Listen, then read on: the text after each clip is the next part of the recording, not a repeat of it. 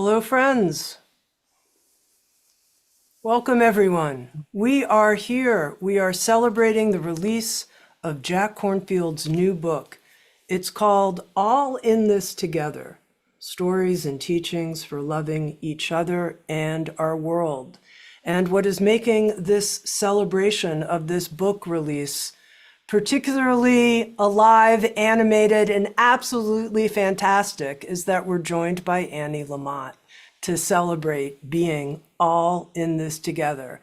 Jack and Annie, who have known each other for many, many years, and we're going to learn more about this and their beautiful art of storytelling. This book from Jack is a collection of stories that he has put together from his teaching life, from his personal life, from many writers and wisdom figures that he quotes and includes in the book. Jack, Annie, in Hi, this Tami. together. Tami. Hi, Hi, Jack. I'm so glad I get to be joined by Annie, who I love, and just as a dear friend for a long time and a great inspiration. I shouldn't tell people, but I will, that I'm in Hawaii on my way back from India. But anyway, when I first got to know you, Annie, and we were taking our writers' walks, you said you were going to Hawaii. And I said, "What are you going to do there?" And she said, you said, "I'm going to take this chapter that was published in Salon, that's 2,600 words, and I'm going to cut 1,000 words out of it and make it better." And I thought, oh, maybe that's what writers are supposed to do. And then I went back and looked at your writing, and I could see how you reworked it and how beautiful as a storyteller and how crisp. And I got inspired by our writer's walk. So I'm back in Hawaii and thinking, oh yeah, it's time for me to cut a lot of words out of certain things I'm writing. But mostly I love our friendship, which has been for such a long time. Yeah, so sweet and rich. So, Tammy, you don't know this, but when my son got pregnant, he and his girlfriend got pregnant when he was 19, which had not been in my plans, my always excellent plans for him. The first person I called was Jack, and Jack came and picked me up and took me over to Comforts, which is a store, a cafe and deli in Marin that has only comforting food. And he bought me 5 large cupcakes and sat there while I ate the icing off of all 5 of them. No So judgment, just love, just comfort, just acceptance, just in it with me, all in it together. And tell me, writer's walks, what was that you were doing together? well, first, I want to say, Tammy, that I'm also delighted that we're here together because you and I have known each other for 30 years, maybe. And I've been one of your guinea pigs, if you will, for some of the first CDs or the first courses of the first. And we just have this kind of creative meld where we think together and plan and do stuff.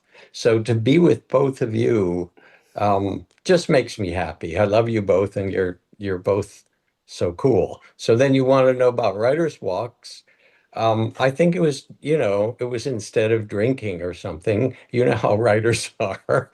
You get to, oh my God, I have to do this more hours, redo it. And there was just some comfort in taking these walks up in the hills and talking a bit about what we were doing as we were writing. And I had a dog named Sadie at the time who, Oh, who had some like pre-life, early life thing going with Jack, and I would just say Jack's name. I'd say, "We're going to go walk with Jack Shoemaker," and she'd begin to tremble. She'd be in the back seat, and then when Jack would get into my car to go up into the hills, um, Sadie, she would all but have seizures. She was so in love with him. Well, we've been arrested together protesting the Iraq War, and we went. I wrote a piece in some book or other. I think it was Grace eventually. We went down together for an incredible day, a weekend of protest when Arnold Schwarzenegger was going to close the libraries in Steinbeck land, where Monterey and where no one needed libraries more than the people who lived there, who were often very, very poor and worked in the fields.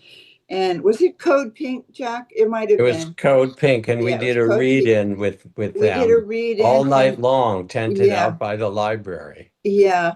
And we got that library. There were three of them. I could look them up, but there were three libraries in that area, and they were intimidated and lovingly intimidated into keeping them all open. So we've done a lot, and we've been through a lot of life stuff of loss and of aging and of children and grandchildren and political abysses, and we've just sort of stuck together through thick and thin. And I always say I'm your Jesus girl, you know, and that we have you know, you're on your path, your booty path, and I'm on a Sunday school path, and the Venmo graph of it is just entire. It's Oh, just entire. But anyway, if it's okay with you, Jack, I don't want to embarrass you, but I I thought if it would be okay with everyone, I would start with something I wrote about you years and years ago, that I think might give people who aren't so familiar with you a sense of what you're about, what you're like, and what you're about. Okay. Okay. Let's all do it. right. I'll try it. So I wrote first of all about all the about both of us. I think had been on book tour, which meant that this is years ago, that we were both just totally mentally ill, you know, at our worst, just, you know, trying, graspy and ambitious and clingy and having terrible self-esteem that no one was going to show up, except in the old days the publisher always sent a brick of cheese, remember that? So you could always at least get a small audience of unhoused people to come eat the cheese. And so I was writing about how many times I had run into you via your work on these very, very stressful occasions when I was doing my readings at bookstores, but I hadn't met you yet. So that's where it all begins. So this is where Jack has helped me more times than he can possibly be aware. When I first show up at each bookstore, I've either stopped breathing or I'm wheezing away like a dying asthmatic pug. But a number of times something has nudged me over towards a copy or stash of Jack's books, and they whisper this subversive message to me: breathe, pay attention, be kind, stop grabbing. And I always end up feeling like I've somehow gotten a grip, or a little grippage, as my son used to say. I have walked into tables while trying to hide from crowds and rows of empty seats and knocked over stacks of Jack's books. I was once handed one of his books to use as a tiny desk while autographing something for someone in Seattle.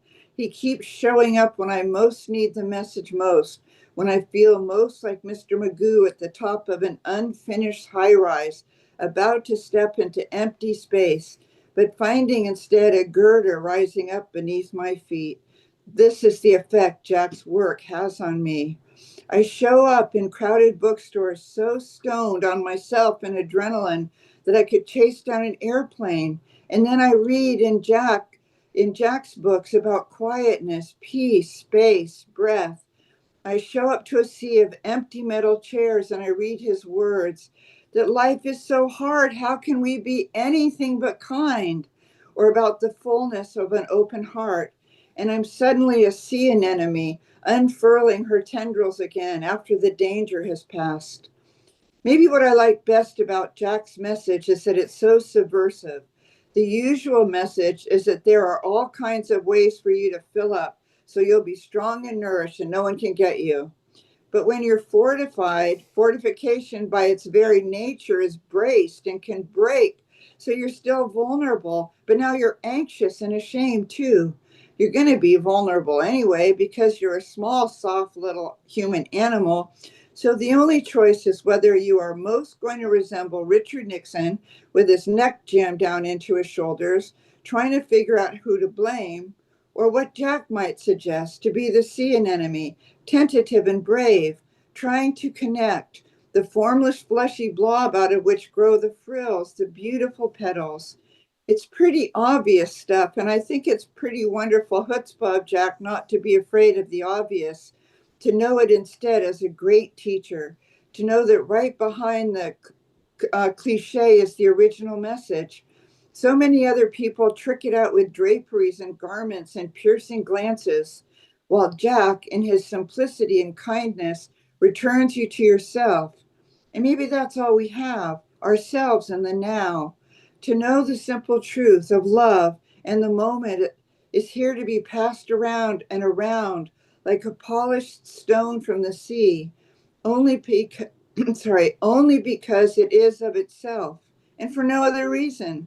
You don't hang words onto it, and you don't need to because it's got the great beauty and smoothness of having been whacked around for eons. It's beautiful in a muted way, beautiful through feeling, the way it's been smoothed and roughed up and relaxed on the shore. I got to meet him finally. This is decades ago. Just last month, introduce him at one of his readings.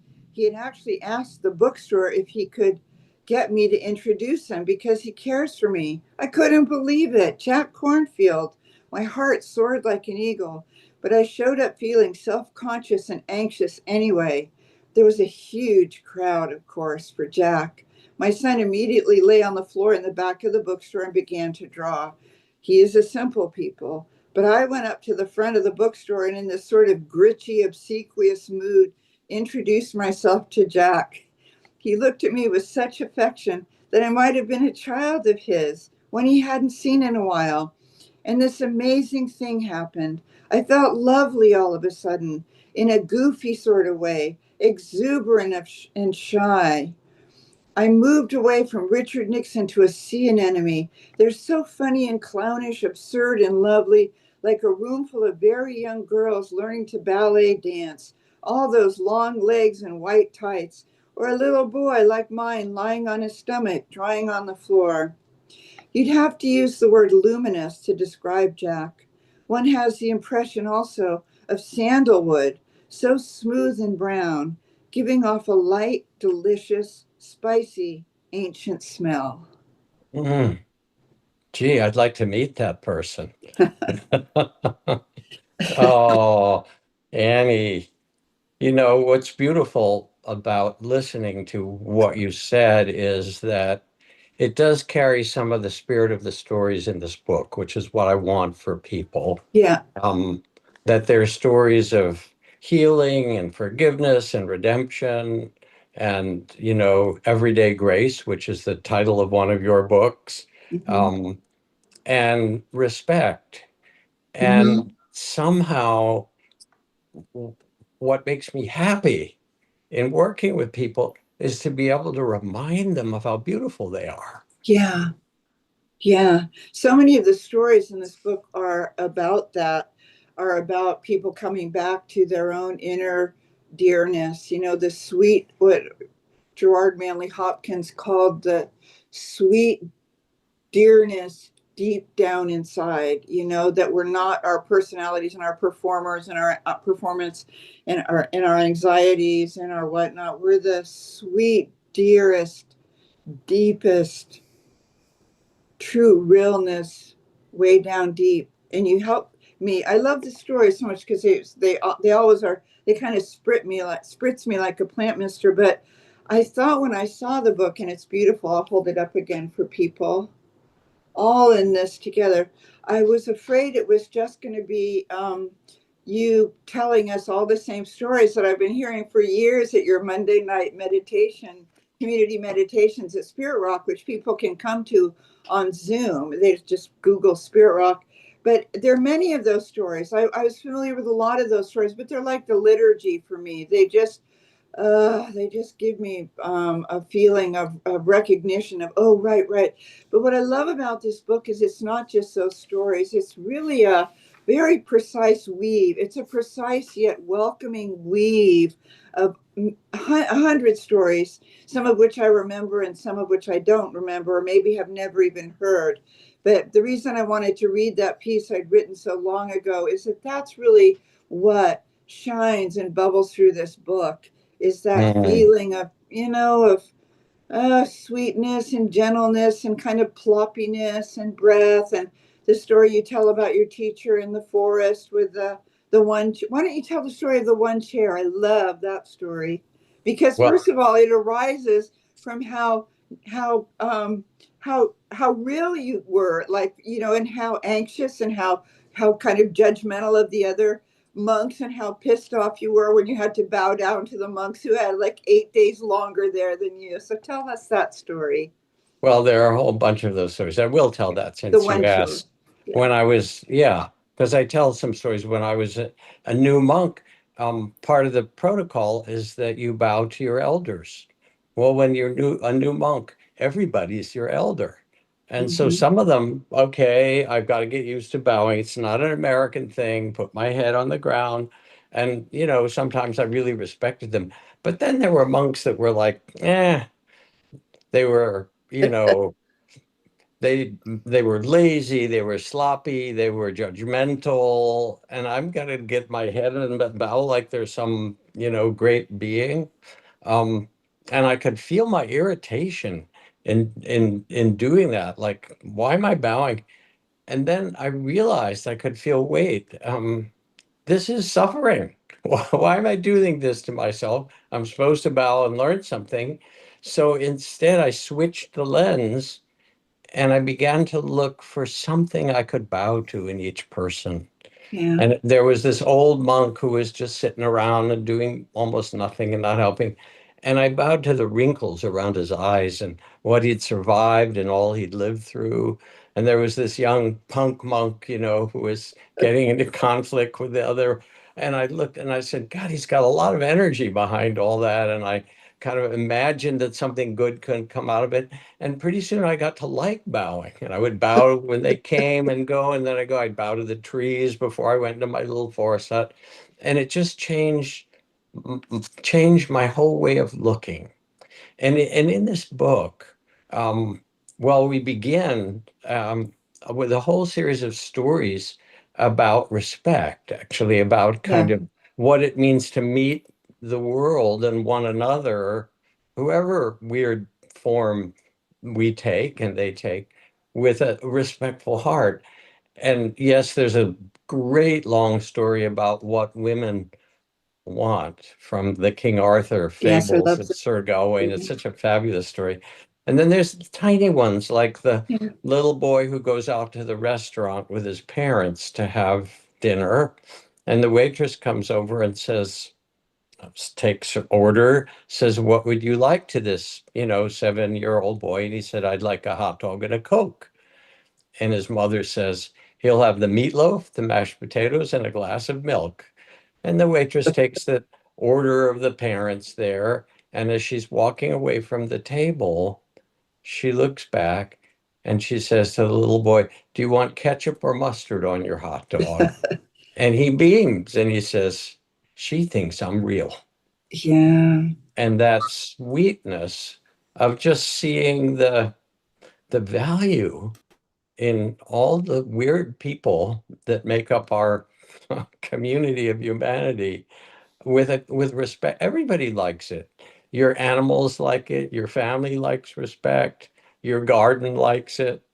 And so we start the book in some way with the journey of these stories, Hmm. more than anything, just to remind you of your own worthiness of Hmm. love and respect. Hmm. Hi, Tammy, here you are. Hi, Come I wanted on, to ask you a question moving into the second section come of the on. book, which is on generosity of vision. Yeah. Nothing will change unless we can envision it. And I Hmm. wanted to have us talk about that, have you and Annie talk about that, because I think a lot of people right now in this time we're in are like, you know, I had a lot of vision and that's not what's happening. And I'm not going to sit around in a Pollyanna type of way with my visions of what can be. Look what's actually going on. And I wonder what you both have to say about telling stories that have a generous vision during such a dark time. Mm. Well, the poet Muriel Rukeyser wrote this line, the universe is made of stories, not atoms. Hmm. And it really, uh, you know, sometimes one poetry line can speak more than volumes of things. Um, our life unfolds from the stories we tell each other, whether they're the political stories or the spiritual stories or the economic stories. Um, and in some way, um, as one great writer said, sometimes we need a story more than food.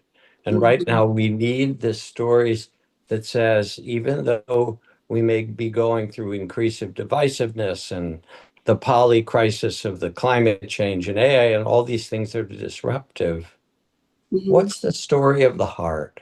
What is the story of human beings going through times of tremendous change, which is part of what that chapter is? And then remembering this is what really matters when you look back, how I spoke, how I act, what did I envision of being in communion with the world, with the beauty of the world, and with the good hearts of so many people around, and with the possibilities, because I also love this, being with my dear friend Ram Dass, who had this huge altar with all the saints, and there's Gandhi and Mother Teresa and the Buddha and Kali and Krishna and, the Star of David and Mother Mary. And then he would have these political figures on from all the different sides, and there would be, could be Richard Nixon and could be Dick Casper Cheney, Weinberger. He had a Casper photo of Wenger, Casper and Weinberger. Donald Trump, and they were all there up on the altar with all the other saints. And Ram Dass would say, I love them all, and that there was some sense that his heart was so big that he could do that. And he said, so now from this place of love, what are you called to do? To stretch out your hand and touch the place that you can mend, to bring your heart to the people around you or to the society. So it's really a kind of invitation and reflection. It's not like one big story we share, but it's the story that your heart wants to bring forth and contribute. What do you think, Annie? Well, yeah, I love that. I remember Ram Dass talking about his puja table and saying, "Oh, good morning, Baba. Good morning, Maharishi. Good morning, Mother Mary. Good morning." And then he go, "Good morning, Casper." But I really, I'm a follower of the great uh, teacher David Roach, who formed the Church of 80% Sincerity, and Right. he said 80% of anything is just a miracle. And so I watch myself not be in a state of purity, but I watch my heart healing because of the work we do, because of the attention we learn to pay. I love that story of the priest who helped Bill Wilson get AA off the ground in 1935, who said to Bill, "Sometimes I think that heaven is just a new pair of glasses." I love the idea that we can put on a better pair of glasses and just see the deep, dearest depth beneath everybody instead of their persona. I wondered if I could read one of your stories from Please. the book, I think from the section that we're talking about. That what we see, it's not so much what we see, it's what we're seeing with. And that you're either seeing with what my husband calls the inner critic, who can size up people. Did they vote like I did? Did they have what? Do they like? Do they read what I like? Did I do this?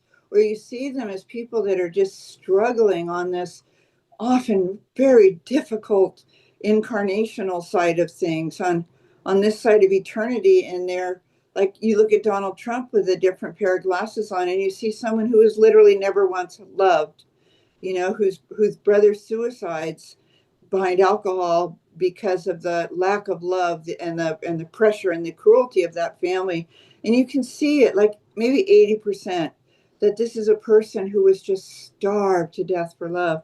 But anyway, so I love that idea that you can start to work with what you're seeing with, your own sense of being less than, or your own sense of being better than, or whatever. And instead you do the work and the prayer to become right sized, to become part of, to become one of, all in this together. So let me read the story. I just love it. A stranger walked toward the gates of a new city. By the side of the road sat an old wise woman who hailed the traveler. "Welcome." "What kind of people are they who live here?" the traveler asked her. "Well, how did you find them in this home city you left?" asked the wise woman. "Oh, they were gossips, mean spirited, and often selfish. difficult to get along with. You'll find the people of this city to be likewise, said the old woman. Later, a second stranger passed by and was welcomed by the old woman. What kind of people are they who live here? The second traveler asked. Well, how did you find them in your home city? Asked the old woman. They were fine people, he said, industrious, open-minded, and easy to get along with. Okay, then you'll find the people of this city to be likewise. And I love that. I love that theme. That theme runs through the book too. I loved, and I know you and I have talked about this, Arlie Hochschild's book called A Stranger in Their Own Country, where during, I think, the first Trump administration, she went to one of the really poverty-stricken bayous in Louisiana, and they were major MAGA and major, very, very poor, and had voted what she thought, a sociologist from Berkeley, thought was really against their own best interests. And she just didn't put her thoughts out there. She listened, and she ate with them, and they fed her, and they fell in love with her, and she fell in love with them, and she went to church with them. She's not a church woman. And they sat on the porches and they talked, and she fed the babies. And, you know, and that story is so much about what you, and this book, I love, for some reason, I love this book as much as I've ever loved any of your books. And that's saying a lot, because the time is so ripe for us to look out with a new pair of glasses from the heart, instead of from our fear of what's happening, and this must mean that, and the sky is falling, or actually maybe it's not, I'm not sure. Well, I thought it was when and instead to just go into what Ram Dass called the heart cave, and to sit there and to, and to kind of look around in a slightly goofier mindset. Yeah, I've become friends with Van Jones, who was part of the Obama administration, and he's done all kinds of beautiful things. And he talked about how he was traveling in Appalachia, and there's been a huge epidemic of deaths from drug overdose, primarily fentanyl. And he remembered that when he was in California, also doing his community organizing and benefit, that he'd heard an awful lot of stories of the similar kind in the cities in California. And then he did an interesting thing. He arranged for a group of 15 or 20 parents to go with him to Appalachia to meet at a community center.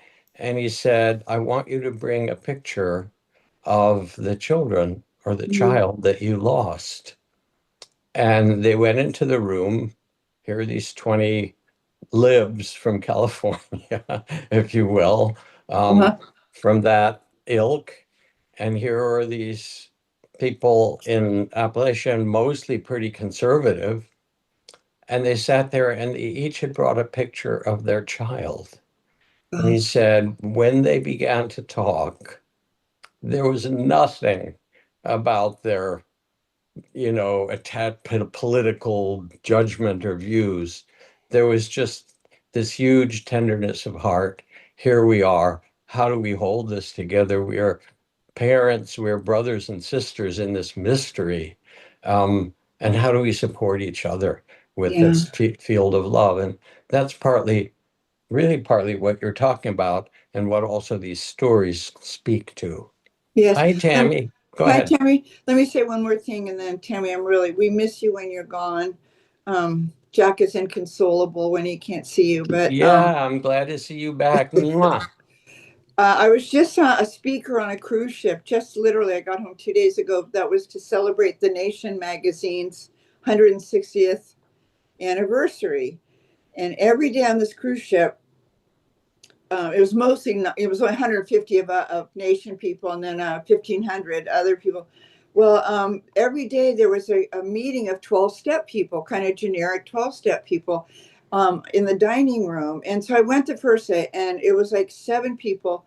And I just wanted to turn around and run screaming for my cute little life, because I got sober, I got clean in California and Northern California. The people look like me. They vote like me. They're in Tommy Hilfiger cruise wear, and I'm, in my t-shirts and baggy jeans and my Birkenstocks. And then something inside of me said, just sit down and breathe. And in that one chair that Jack talks about. So I sat down in the one chair around a round table and I fell in love. I could have wept because they were family and they had no more in common with me than I did with them. But what we had in common was the healing and the heart and the soul and the spirit and the restoration over these many, many years on the same spiritual path of the 12 steps.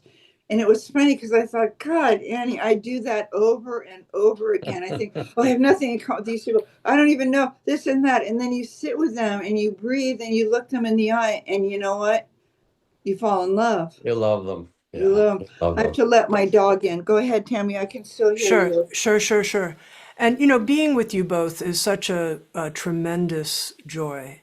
And what it fills me with is how much I love listening to stories. I Yeah. also love, like most people, telling stories. And one of my questions for all of us storytellers, because I want to learn from you two, who I consider really world-class storytellers, is what framework do you use when you say, this is a story, I'm going to tell it, I'm going to write it? I mean, Annie, I was looking at some of your work, and in Bird by Bird, you write about going to the emotional center of things.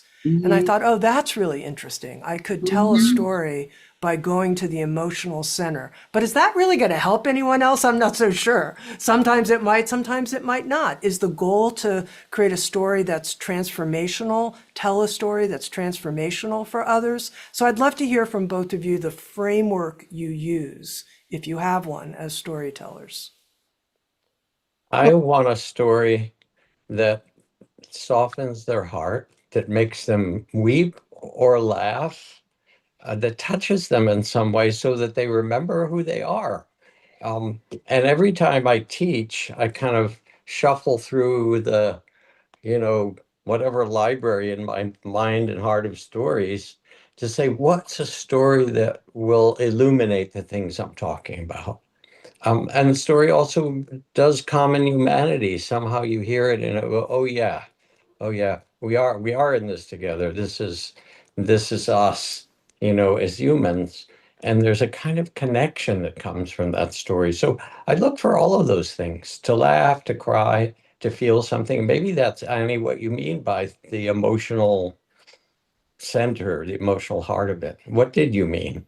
Well, I think what I was writing about was how tempting it is to write in a way where the New York City critics will appreciate how articulate and hip, slick, and cool you are. And that means, being ironic and clever. And those stories don't feed me. I don't read, like if I'm in a bookstore or a library and I read the first page and somebody's being really charmingly glib and ironic, I put the book down because it's not going to feed me. And if I pick up a book and I start to thumb through it and I'm seeing words or snippets of dialogue and they just startle me, that really wonderful feeling of being startled and by gentleness or by a metaphor that were for something you've always been trying to capture and never were able to. So I have always told my writing students, like, don't write into the intellect, write from the heart stuff, because that's what's universal. If I tell you, either of you, my story, it's going to be absolutely universal, although the details are going to be completely different from your stories, right? So, but if I tell you my heart story about how my childhood and my shyness and my fearfulness and my anxiety, and then teenage and this, you're going to be laughing, and I hate to repeat myself, but laughter is carbonated holiness. And when we're laughing together, we're on sacred ground. And like Jack and Tammy and I, we have almost nothing biographical that's the same, but we have everything heart and soul that's the same, but we would use different words to articulate that. And I would go, yeah, ooh, yeah, exactly, exactly. And then I'd say, wait, do you have a minute? Something like that happened to me. It's like, you'll see. And that's what I really encourage my students to do. So tempting to try to appear to be more erudite than you are. It's about trying, thinking people will like you more if you're super, super smart. That is not why I read or why I go and listen to people talk and give lectures. I go because I'm hungry for the food. So I was teaching with this Tibetan Lama, famous Lama, and I tell stories and I make jokes and I get people to laugh. And he sort of watched me because it was not the usual when you go to the monastery in Tibet, that's not sort of what you'll hear. And at the end, we were talking, he said, I get it. He said, you get them to laugh, and then when their mouths are open, you can pop the pill of wisdom in. Uh-huh. And Yeah. I thought that was a beautiful kind of tribute Yeah. in some way, Yeah. because when we laugh, it's like we go from being separate people in this culture. People are so individual, and then if we laugh together, it's, oh yeah, here Uh-huh. we're all in it together. It connects Mhm. us. We come And back together. as does crying.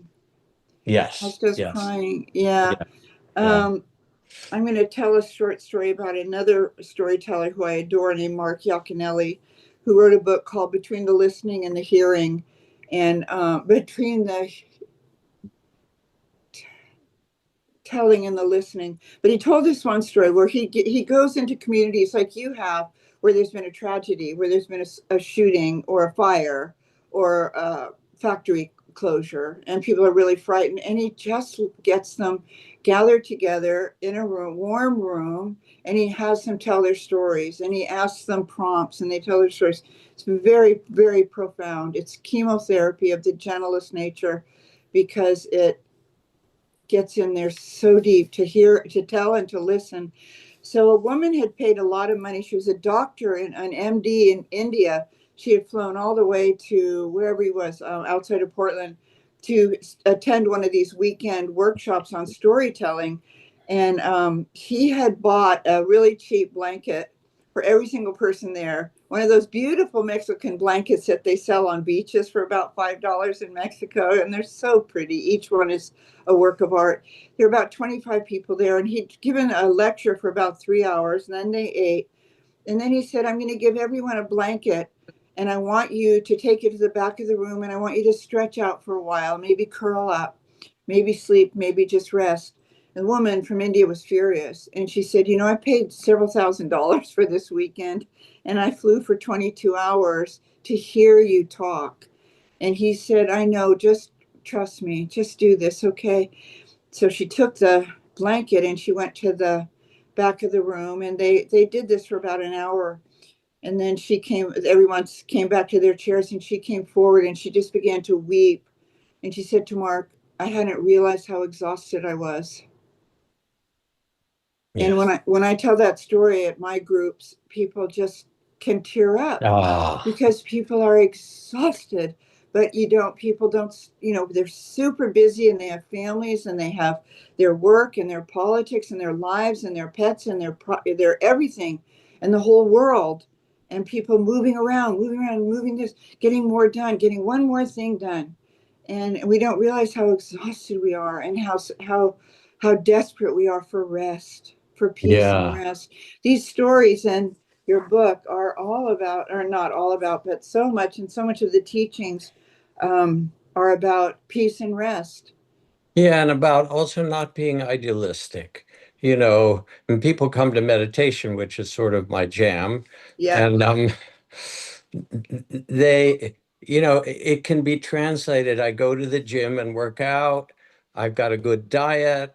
I've got a good therapist, and now I'm going to meditate. Like it's a whole program to fix you somehow.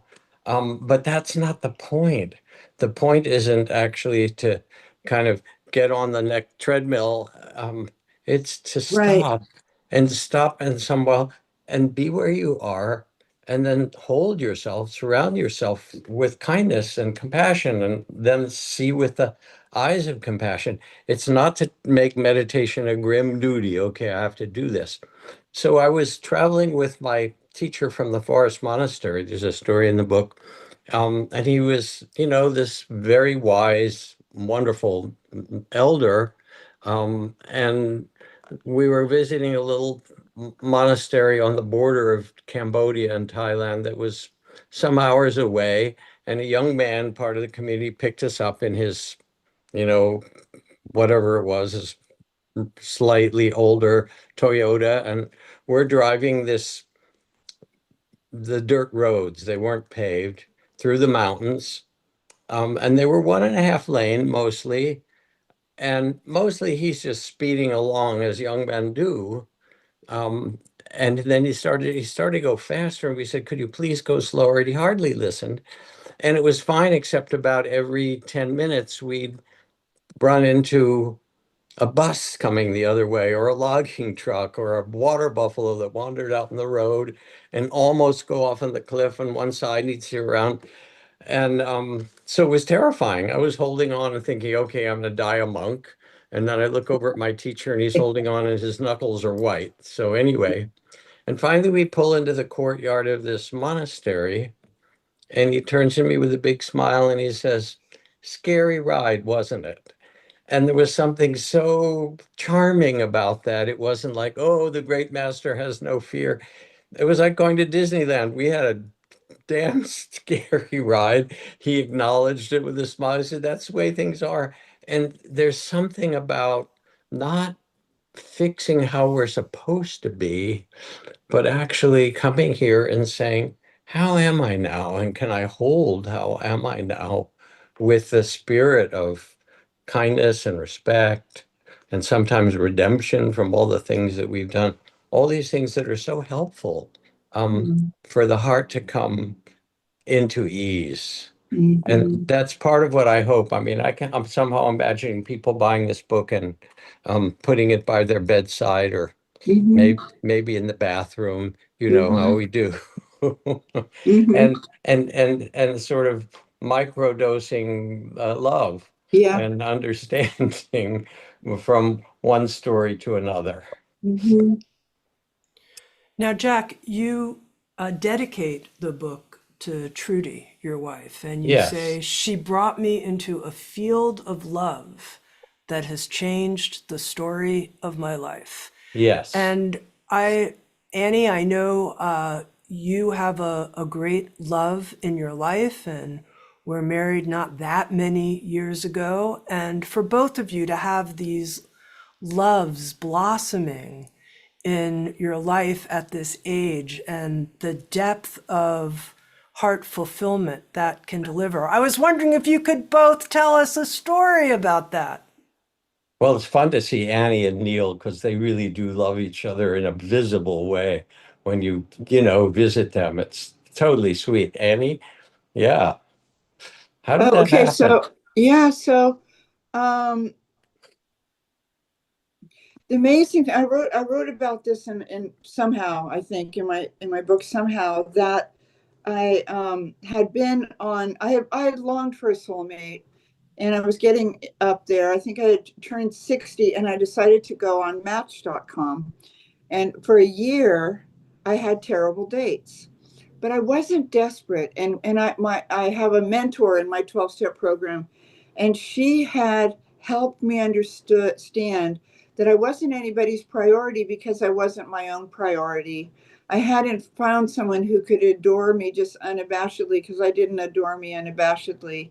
And I did some very painful work about the lack of love for myself, the lack of, I mean, the fixation on all the things that were either annoying or weird or challenging. And I did that work. And then I started going out with men. Some of them were very, very sweet, but you usually know within like 10 to 12 seconds that it's like there might be some guys would bring me manuscripts because they would recognize my face. On other guy, one guy had a Beavis and Butthead laugh.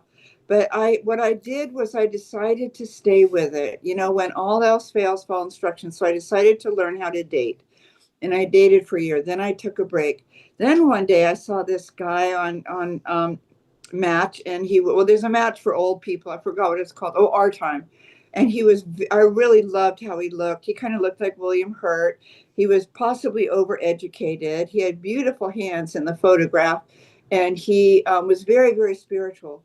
And so I wrote to him, and we texted or we emailed a little bit, but he was violently allergic to cats. And my cat is my life. I mean, it goes Jesus, the cat, everything else. So I thought, well, I have a grandchild who lives with me, and I couldn't be at someone else's house all the time having a relationship with them because I need to be here with my grandson. And so I just stopped writing. And then about 3 months later, and I just let it go. Then I saw this really nice looking man on Our Time. This is one of the blessings of being old, is that you forget a lot of stuff. And I thought, oh, I like him. Oh, he's got a master's and he's a writer and he's spiritual. So I wrote to him and I said, oh, hi, I really love your profile. And he wrote back, you've already rejected me. I don't think I was Jesus-y enough for you. And I wrote back, oh, I don't care how Jesus-y you are. It's just you were allergic to cats. And then he said this great trick. He said, I've lived with cats. If we put brewer's yeast in their kibble, I'm not allergic to the fur. I'm allergic to a protein in the saliva. And if we put brewer's yeast in their kibble, then I won't be allergic to their saliva anymore. And I thought, yeah, well, he probably just wants the name of my agent or something. And but we did it, and we always have cats. We sleep with cats, and that is the story. So for 2 weeks, we just kept it in the soda shop stage, and I wouldn't even eat dinners with them. I would just go for coffee and walks, and we fell in it like it was a sort of Victorian, and those Victorians were onto something with a little glimpse of an ankle or something. And we did that for 2 weeks, and then we both just said, "Are you in? I'm in." Yeah, I'm in. And then that was 9 years ago, and we've been married. We got married, and Jack was one of our ministers at our wedding 6 years ago, 3 days after I got my first Social Security check. And he is a really nice man. That's He's a the nice man. truth. You picked a really nice man So you, who adores you. yeah, So I've known Trudy. I met her in 1973 through a mutual friend, John Kabat-Zinn, and I had just come back from the monastery. I was in Boston, and she came to one of the first retreats that I taught because she was interested, and and John too, in Buddhist teachings. And then, yeah, we became acquaintances, and we were sort of in the same circle. And eventually, I got married and had a child. I had a 30-year marriage, and when it ended, and I'm a very loyal person, but takes two to want to stay married. So it ended, and I was yeah, heartbroken. And Trudy had recently moved to California because she'd been divorced and going through things, and so we did a little teaching together when she moved out. And after my marriage fell apart, I realized that she was the person I most loved being with in the world. We just had such a good time. And she has this incredible laugh and creative spirit and joie de vivre. And basically, she's like you know, a young, beautiful young girl in whatever body she has, but just full of love and life. Um, and so I started to tell her, that I was interested and that I had a lot of love for her. And she said, I'm sorry. She said, you're just out of a 30-year marriage. You're radioactive. I don't want anything to do with it. Why don't you settle yourself for? She said, like, ask me in a year, maybe you should go on some dates. And then she said, actually, why don't you F your brains out for a while and see if you're still interested? So I said, okay. And I went on a couple of dates. But the problem was that I missed her. And so I would call her on the way home from my dates and tell her how it went. And we got closer. And finally, I just said, you're the one. I love you. And we've been really happy since then. And this summer, we both turned 80, which is crazy because, I mean, 80 is like this, whatever, weird abstract number. And I feel fine. And she does too. And we kind of look at each other and said, well, this is sort of like the a Monopoly game, get out of jail free card. all right, we're 80, we're still pretty healthy. Let's do whatever the hell we want to do. No more limits. Let's just live it up in some way. So we're actually having a wonderful year with a lot of sense of joy and liberation. And, And just briefly before we move on, because like, why did I bring this up? Well, because it's the stories, yes, of how you met. That's interesting. But what I'm really wanting to get to the emotional heart of is how it's changed you. It changed the story of your life, Jack. Love ooh, changes the story of our lives. yes. Well, It's the greatest so that's gift we that's could experience. So that's really what I want to hear about. well, that's the thing that really what's changed me is that she adores me. Mhm. And she thinks that I'm great in body, heart, spirit, words, humor, whatever. It's amazing to be with somebody who loves you as you are. Mhm. Mhm. And I see that with Neil and Annie too. Um, and all these years in teaching people compassion and self-compassion, I still had this part of me that felt like, well, especially because my marriage was quite difficult, um, maybe I'm just not that lovable. And it was sort of Mhm. whispering in the background, but it was there. And being loved that fully by Trudy, by someone else, it kind of rewired my DNA somehow. Mhm. It does. It changes you molecularly, Yeah. because it softens everything, and all those stringy bands that you thought were holding you together all those years, little by little they're released, and you're floppier and you're ploppier, and therefore you're more real. It's like the Velveteen Rabbit, as your fur is getting rubbed off of you and one of the button eyes pops off. You're just more cherished for every ding and dang and raw patch in the organism. Did that answer your question, Tami? It did. I'm glad I pursued it a bit. We're here celebrating the release of All in This Together, Jack Kornfield's new book, Stories and Teachings for Loving Each Other and Our World. And we had someone write in and said, I hope you're going to ask them to please tell a story about something that gave you hope recently. Some Mm. story that occurred that gave you hope. And I wonder if we could end on that note, if you could each share a story that gave you hope. Mm. Well, I told the story of being on the cruise ship and feeling so isolated and alienated from the people who are in my community, and just thinking I had nothing in common with them, and then finding this cell membrane of love and relief in finding each other surrounded us, and that we really were one. We really were one. And for the rest of the ship, the cruise, I'd see them, 7 people amidst 1,500, and we'd wave and we'd drag our spouses over. Oh, this is Marcia. And also, this one woman whose name was Marcia had some very, very severe muscular deterioration. And she was kind of like this, and she was young, she was 60, and she was, without exception, the happiest person I'd see on any given day, because Mm. she had love. She had love, and she was married to another alcoholic who was sitting with her, and she just had love. And she had that great pair of glasses on where she looked around and she just felt gratitude for it all. It's like Scary Ride, wasn't it? Or it's like Krishnamurti saying, I don't mind what happens. She just was so grateful to be alive and to be loved and to have a meeting of brothers and sisters. And that gave me so much hope that it's out there when I am willing to have God use that meat tenderizer on me. And I remember to breathe and to operate from my heart cave and to do this radical self-love and care. I would get either of you, if I saw you, I'd get you a cup of tea immediately, and I might rub your neck, and I might say, do you want me to cut up an apple and core it for you like your mom might have? And I need to remember to do that for myself. And then from that self-love, the tendrils of the sea anemone.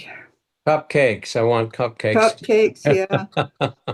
So Trudy and I, we're on our way back from India, I went to be part of this Mind and Life Institute that I'm a part of that organized a conference on AI with the Dalai Lama up in the Himalayas.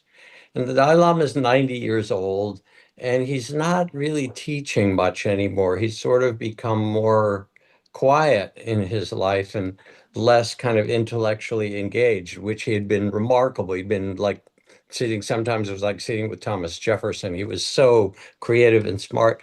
But that's not the phase he's at in 90. And he blessed us. And then I asked if I could have a little time with him. And it turned out that his practice, his main practice these days of whatever he does in his meditation, is that for an hour every morning from like 9 to 10 or so, they let into the place where he lives 200 or 300 people. Mostly it's Tibetans who completely adore him, but other visitors. Um, and they file by and he blesses them. Oh, So we were there and everybody was dressed. Oh my God, the Tibetans were dressed in their finest silks and it was gorgeous and carrying their little kids and they get to the Dalai Lama. Well, there's several things. Part of what I loved was seeing people's faces after they'd been with him because it was like the blessing kind of ignited this sparkler inside. And as they walked away, there was this shining line of shining faces. And then Trudy and I were at the end of the line so we could spend a little time with him. And he did that beautiful thing that Tibetans do of touching your forehead. It's sort of like this transmission. We talked a little bit. And I left feeling like it doesn't matter what I do. What matters is can I feel this kind of love that I just got? Um that's the medicine, that's the answer, that's the that's the meaning of it. It was really wonderful. And so I'm hoping that I get to kind of spread his light and love and kind of that just that graciousness. Um Carry a little, it's sort of like, carrying the twinkling stuff back and yeah, yeah, spreading it around. Yeah. yeah, Tinkerbell, whatever, the Dalai Lama and Tinkerbell. yeah, yeah, yeah. So I'm going to hold up the book again. I think we're out of time, Tami, aren't we? We are loving each other and our world, all in this together. Thank you, friends, Yeah, Jack and love you Annie. all. Thank Love you, you, Jack. Tammy. Love Thank you, you, Annie. Tammy. I Thanks for Love the love you. you. blessings. We Thanks love for you the all. apple all chopped and given and the rub on the shoulders, the blessings, Jack. A Thanks, cup of everyone. tea. Yeah. Thank All of it. you. Thanks, Thank friends. you. Bye.